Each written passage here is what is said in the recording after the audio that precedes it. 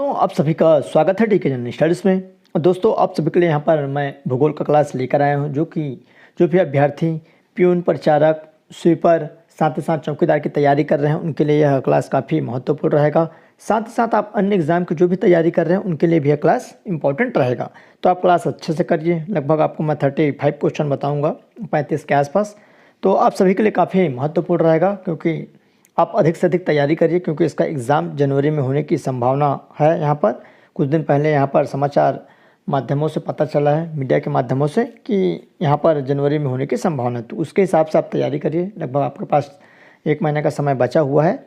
तो चलिए इसी क्रम में यह क्लास रहेगा। और इससे पहले लगभग मैं 30 क्लास करा चुका हूँ। अलग से मैं प्लेलिस्ट बना दिया हूँ प्यून चौकीदार स्वीपर प्रयोगशाला का। अगर आप नहीं देखे होंगे तो जाकर जरूर देख सकते हैं। तो चलिए जल्दी से क्लास स्टार्ट करते हैं। जो भी अभ्यर्थी चैनल में पहली बार आए चैनल को सब्सक्राइब कर लीजिए। जो भी अभ्यर्थी इसकी तैयारी कर रहे हैं चैनल को सब्सक्राइब कर ले। बेल घंटी का जो ऑल बटन है उसको भी प्रेस कर ले ताकि जब भी कोई नई वीडियो आए तो उसका नोटिफिकेशन आप तक अवश्य पहुँचे। साथ ही साथ लाइक करिए और अपने दोस्तों के साथ शेयर जरूर कर दीजिएगा। तो चलिए जल्दी से यहाँ पर क्लास स्टार्ट करते हैं। सबसे पहले यहाँ पर जो क्वेश्चन है, दूध उत्पादन में किस देश का प्रथम स्थान है।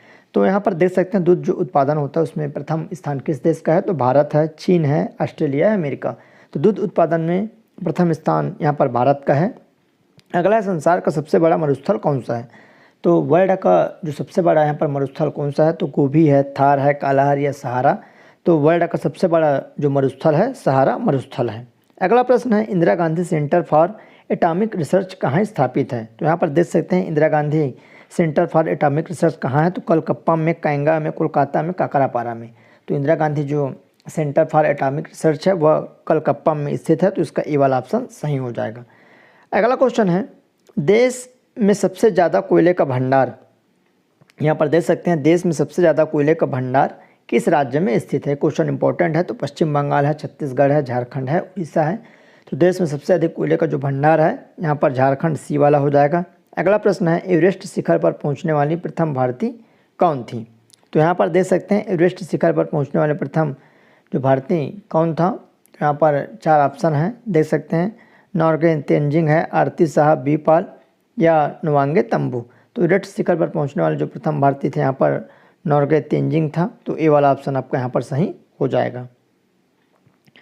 अगला प्रश्न है किस नदी पर नरनारायण सेतु का निर्माण किया गया है। तो यहाँ पर देख सकते हैं कौन सा नदी है जहाँ पर नरनारायण सेतु का निर्माण किया गया है। तो गोदावरी है, महानदी है, ब्रह्मपुत्र, गंगा नदी। तो किस नदी पर है। तो नरनारायण जो सेतु है जो पुल का निर्माण हुआ है वह ब्रह्मपुत्र नदी पर स्थित है। अगला है विश्व में खनिज तेल का सबसे बड़ा उत्पादक राष्ट्र कौन सा है। तो विश्व में यहाँ पर जो खनिज तेल का सबसे बड़ा जो उत्पादक है तो यहाँ पर अमेरिका है, रूस है, सऊदी अरब है। तो इसका जो राइट आंसर क्या हो जाएगा। तो उसका जो सही आंसर है अमेरिका हो जाएगा जो कि तेल का सबसे बड़ा उत्पादक राष्ट्र है।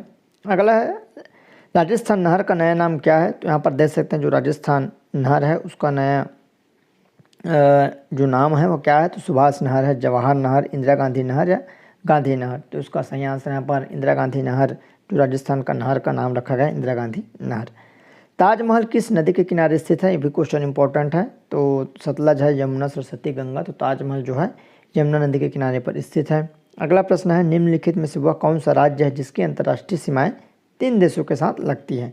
तो कौन सा राज्य है जिसकी जो सीमाएँ 3 देशों के साथ लगती है। तो जम्मू कश्मीर, मिजोरम, सिक्किम, पश्चिम बंगाल। तो यहाँ पर इसका सही आंसर सिक्किम हो जाएगा जिसमें 3 जो देशों की सीमा इसमें टच होती है। तो उसका सही आंसर सिक्किम। दोस्तों जो भी अभ्यर्थी प्यून और चौकीदार स्वीपर और प्रयोगशाला परिचारक की तैयारी कर रहे हैं उनके लिए यहाँ पर बेहतरीन मॉडल गेसिंग पेपर मेरे द्वारा बनाया गया है। जो भी अभ्यर्थियों को मॉडल गेसिंग पेपर लेना होगा वो मेरे को व्हाट्सअप कर सकते हैं। 7828253841 पर आपको व्हाट्सअप करना है। जो अच्छे से तैयारी कर रहे हैं, ईमानदारी से तैयारी कर रहे हैं उनके लिए काफ़ी बेनिफिट रहेगा। बहुत से यहाँ पर से क्वेश्चन डायरेक्ट पूछे जाएंगे। तो जो भी अभ्यर्थी लेना चाहते हैं, लेने की इच्छुक हैं, वही मेरे को मैसेज करेंगे। तो चलिए आगे बढ़ते हैं। नेक्स्ट क्वेश्चन है यहाँ पर लेटराइट मिट्टी के निर्माण में योगदान होता है। तो लेटराइट जो मिट्टी होता है उसमें किसका निर्माण होता है। निर्माण तो निक्षेपण है, अपक्षालन है, अपर्दन है या अपक्ष है। तो इसका राइट आंसर बी हो जाएगा, अपक्षालन। इसका सही आंसर ये होगा। संगमरमर क्या है, ये भी क्वेश्चन इंपॉर्टेंट है। तो आग्नेय चट्टान है, कैंत्रिक है, तलछटी चट्टान है और सादी चट्टान। तो संगमरमर जो है कैंत्रिक चट्टान है। तो बी वाला ऑप्शन सही हो जाएगा। अगला है हमारे सौरमंडल में सबसे गर्म ग्रह कौन सा है। तो हमारा जो सौरमंडल है वहाँ पर सबसे गर्म ग्रह तो पृथ्वी, मंगल, बुध, शुक्र, तो सबसे गर्म है यहाँ पर डी शुक्र हो जाएगा। सौर परिवार का सबसे छोटा ग्रह कौन सा है? तो अभी के डेट में जो सौर परिवार का सबसे छोटा, तो यहाँ पर बुध है, शुक्र है, मंगल, प्लूटो, तो यहाँ पर बुध है जो कि सबसे छोटा ग्रह आपको देखने को मिल जाएगा।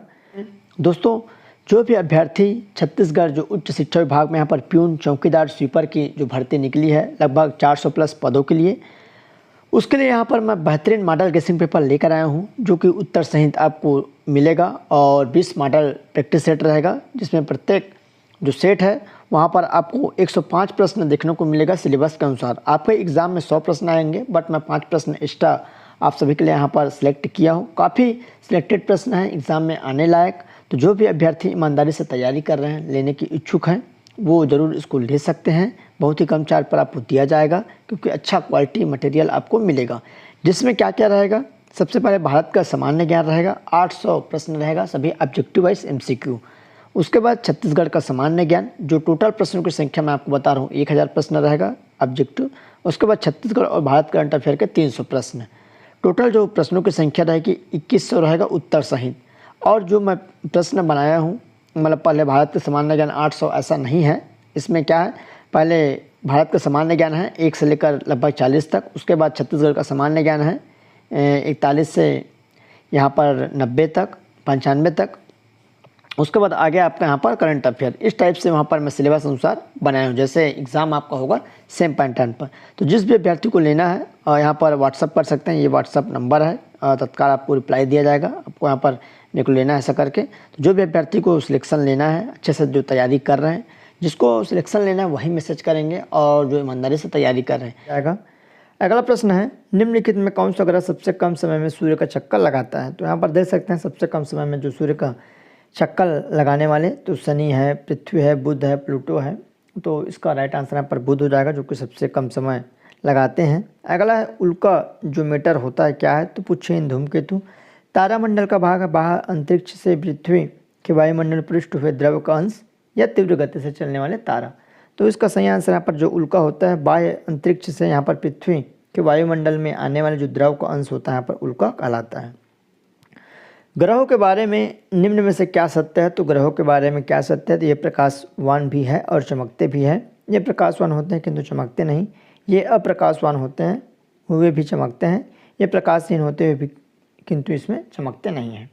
तो चलिए इसका राइट आंसर सी, इसका करेक्ट आंसर सी हो जाएगा। ये अप्रकाशवान होते हैं और चमकते भी हैं, तो दोनों हो जाएगा। तो ग्रहों के बारे में सत्य।